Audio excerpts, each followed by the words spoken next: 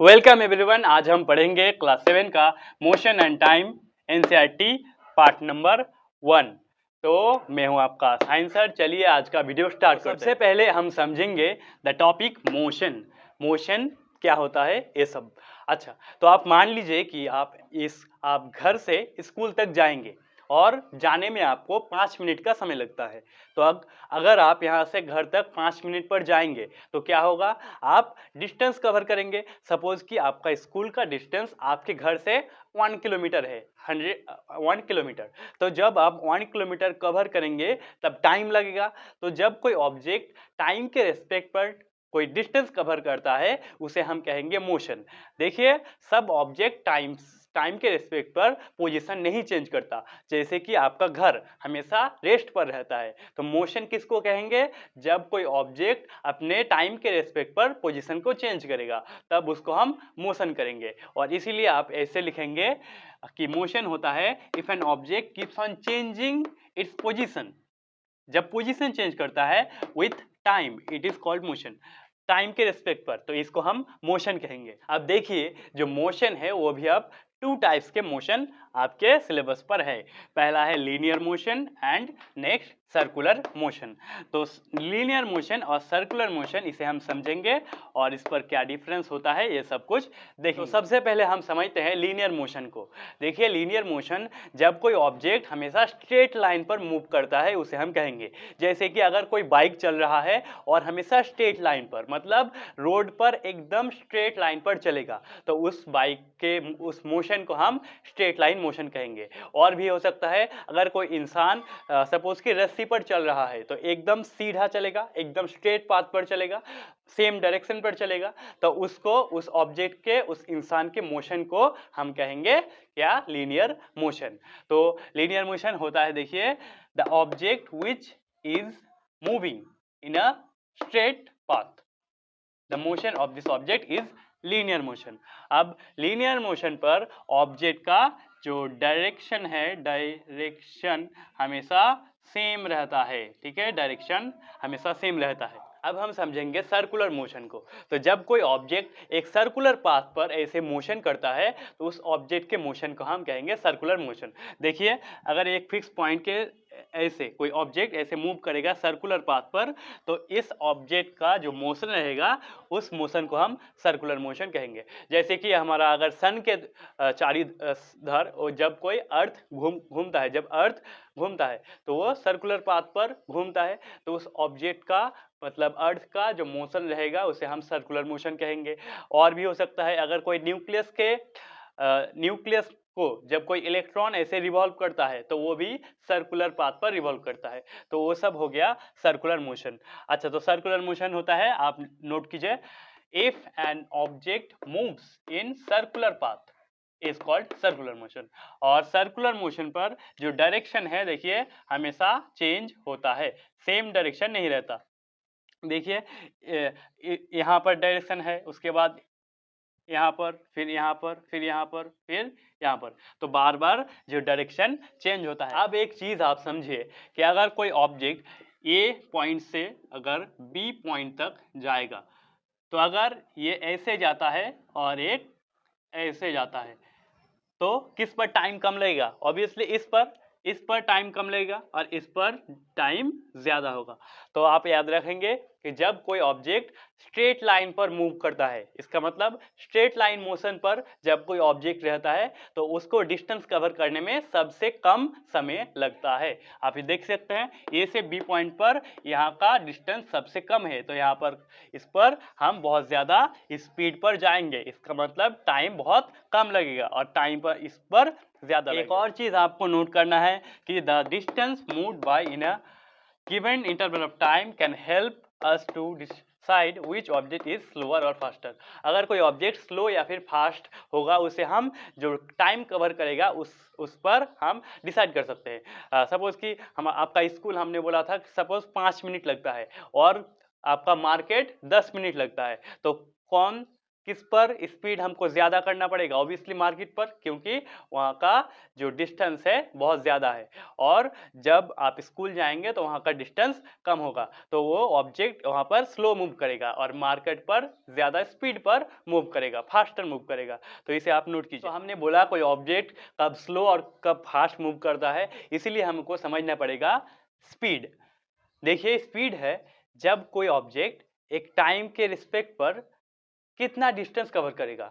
Suppose एक object 1 minute पर 1 kilometre जाता है और एक 2 मिनट पर 5 किलोमीटर, तो ऑब्वियसली जो 2 मिनट पर 5 किलोमीटर जाएगा तो उसका स्पीड ज़्यादा होगा।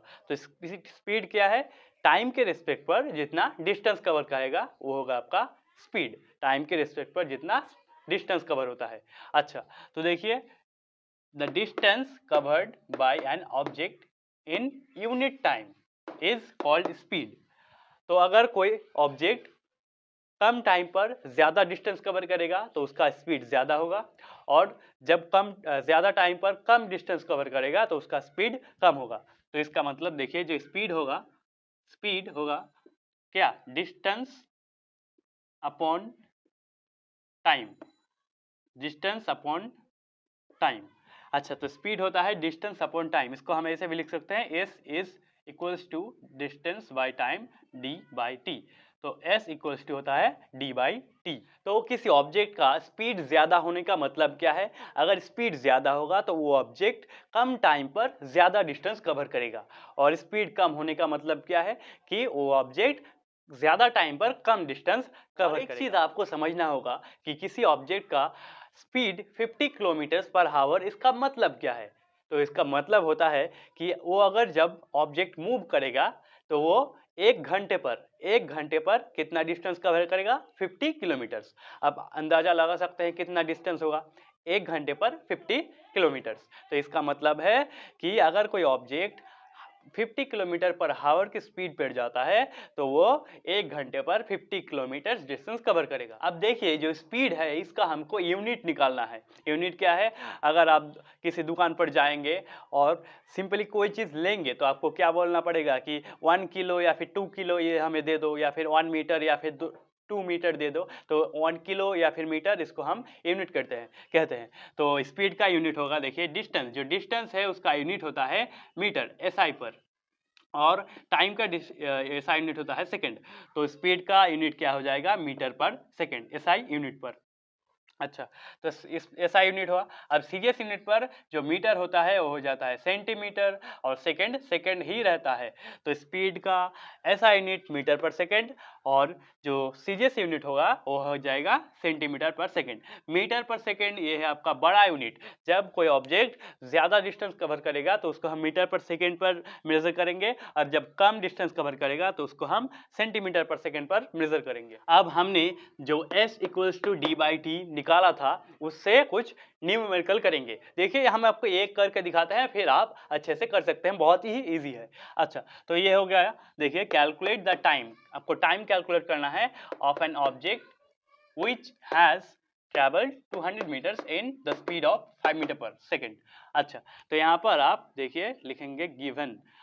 सब जो न्यूमेरिकल है बहुत इजी है, आपको सिर्फ एक ही देखिए ट्रिक फॉलो करना है। यहाँ पर लिखेंगे गिवन, उसके बाद देखिए इसका जो है विच हैज़ ट्रेवल इतना मीटर, देखिए 200 मीटर्स, तो ये हो जाएगा आपका डिस्टेंस। डिस्टेंस कितना कवर किया? 200। डिस्टेंस को आप लिखेंगे ऐसे डी हो जाएगा 200 मीटर। अच्छा, अब ये क्या लिखा है? In the speed of 5 metre second. इसका मतलब स्पीड, जो स्पीड है एस, उसको कितना? 5 मीटर पर सेकेंड। देखिए बहुत इजी, जो यहाँ पर दिया है उसको हमने लिख लिया, और क्या निकालना है हमें? टाइम इसको निकालना है। तो टाइम को लिखेंगे हम टी, इसको ऐसे क्वेश्चन मार्क, इसको निकालेंगे इसलिए हमने क्वेश्चन मार्क दिया। अब लिखेंगे वी नो, हम जानते हैं, क्या जानते हैं? कि जो स्पीड होता है equals to distance by time, speed equals to distance by time. अब यहाँ पर हमको टाइम को निकालना है, तो टाइम यहाँ पर डिवाइड है तो इधर आएगा तो मल्टीप्लिकेशन होकर ऊपर आएगा, और ये यहाँ पर है तो यहाँ पर आ जाएगा, तो t हो जाएगा आपका d बाई एस। अब d दिया है देखिए 200, ऊपर दिया है, बस लिख लीजिए। यहाँ पर है 200 और जो आपका स्पीड है कितना 5 है। अच्छा तो यहाँ पर कट जाएगा, देखिए जैसे 2 से 4 से कट जाएगा 40, तो 40 यहाँ पर, और टाइम का यूनिट क्या होता है सेकंड, 40 सेकंड। तो लिख लेंगे द टाइम इज 40 सेकंड, इसे आप लिख लेंगे। अच्छा तो जब न्यूमेरिकल आएगा आपको एग्जाम पर तो बहुत इजी है, आपको पहले लिखना है गिवन, उसके बाद जो आपका डाटा है उसको लिखेंगे, देन आप विनो कैसे ऐसे निकाल सकते हैं उसका टाइम। अब बच्चों हम सब कुछ पढ़ेंगे, धीरे धीरे सब चैप्टर को कवर करेंगे, तो डोंट वरी, आप अच्छे से पढ़िए, अच्छे से पढ़ते रहिए और इंजॉय कीजिए हम सब चैप्टर। अब देखिए हम हमारे आप चैनल पर नीचे जाएंगे तो आप देखेंगे सब चैप्टर का हमने प्लेलिस्ट बनाकर बहुत अच्छे से रख दिया है, तो आप धीरे धीरे सब वीडियोस को देखिए, पूरा ईयर हम आपको साथ देंगे और बहुत कुछ सब वीडियो अपलोड करेंगे, एंजॉय करेंगे और अच्छे से पढ़ेंगे। ठीक है, तो आप सबको थैंक यू, आपने वीडियोस को देखा। प्लीज़ हमारे वीडियो को आप लाइक कर सकते हैं और अपने फ्रेंड को शेयर कर दीजिए, इससे हमारा भी भला हो जाएगा। तो मैं हूं आपका साइंस सर, थैंक यू।